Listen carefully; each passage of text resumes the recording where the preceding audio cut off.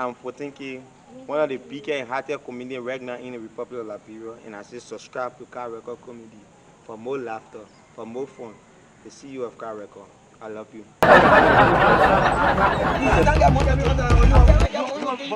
You tell me to the police. I take a fee, then hold me. I've been paying you. You have a stupid person. What kind of money? You know you owe me money? Oh. You know you owe my money. You ever say you want to give it? Get what I brought on there. Wow. What you happen to open your phone? Oh shit! No, my money girl. My money girl. I work. What? That you gotta do. I know where you working. Not working. You give my money to the. You want money? Not working. You want money? I want my money. Okay, wait. I come in. You want money? I want my money. You give my money today for the K2. I will die here. I will. Yeah. Hello? Call people you want call. I want money. Hello? Yeah.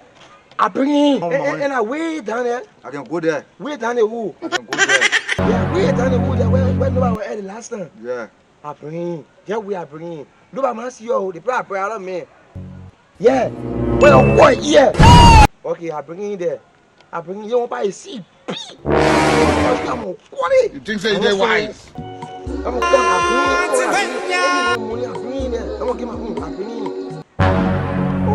When yeah, and you want money? So come out again. He's in that money, baby. Come out again. You know. I'm gonna carry you to go quite see.